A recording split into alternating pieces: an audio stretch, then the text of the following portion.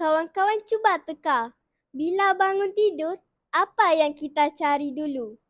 Makanan? Bukan. Emak? Bukan. Tapi telefon. Betul tak? Sedang syok kita melayang video comel kucing melompat, tiba-tiba Allahu Akbar, Allahu Akbar. Azan Zuhur dah berkumandang. Tapi apa yang kita buat? Sambung main atau berhenti untuk solat? Jom kita dengarkan tazkirah antara skrin telefon dan hamparan sejadah. Assalamualaikum warahmatullahi wabarakatuh. Alhamdulillahirabbil alamin. Wassalatu wassalamu ala rasulil amin wa ala alihi washabihi ajmain. Rakan-rakan perasan tak? Di zaman sekarang, ke mana sahaja kita pergi, semua orang tunduk. Bukan sebab khusyuk tawaduk, tetapi mata mereka terpaku pada skrin telefon. Jangan kita buat main-main dengan gadget ini.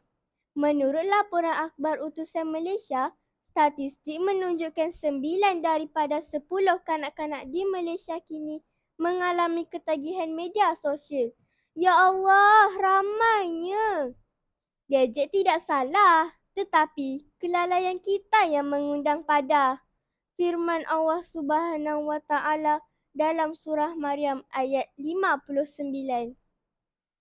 A'udzu billahi minasyaitonir rajim. Faqalafa min ba'dihim khalfun ada'us shalah wattaba'us syahawat. Kemudian mereka digantikan oleh keturunan yang mengabaikan solat serta menurut hawa nafsu. Ayat ini mengajar kita bahawa apabila kita mengabaikan solat dan menurut hawa nafsu, kita akan tersesat. Lebih takut lagi boleh mendapat azab neraka. Takutnya.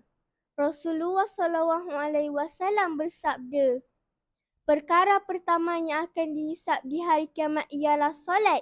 Ingatlah rakan-rakan, amalan pertama yang akan dihisap di akhirat kelak bukanlah berapa jumlah followers kita, bukan berapa banyak likes yang kita dapat, tetapi solat kita.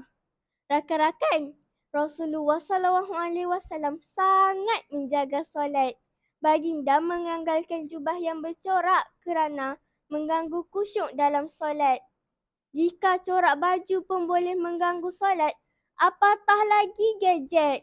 Marilah kita menjaga khusyuk dan mengutamakan solat. Rakan-rakan sekalian, pada era moden ini, pelbagai kes dan masalah pelajar datang dari obsesi kita terhadap gadget. Mengapa perkara ini berlaku? Puncak utamanya ialah kurang kepekaan dan penekanan oleh pelajar dalam mengatur masa.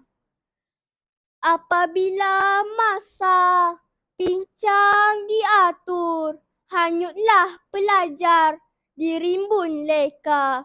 Solat yang wajib mulai terabai kerana solat itu benteng hakiki. Demi masa, sesungguhnya manusia kerugian, melainkan yang beriman dan yang beramal soleh. Oleh itu rakan-rakan, jom kita menjaga masa supaya kita tidak terjerumus dalam orang yang mengabaikan solat. Rakan-rakan, marilah kita berubah hari ini. Jadilah generasi digital yang celik iman. Jika kita menjaga masa kita kepada Allah, maka Allah akan permudahkan urusan kita di dunia ini. Ingat rakan-rakan, jangan biarkan gadget mencuri masa solat yang menjadi kunci ke syurga. Sekian, wabillahi taufiq wal hidayah. Wassalamualaikum warahmatullahi wabarakatuh.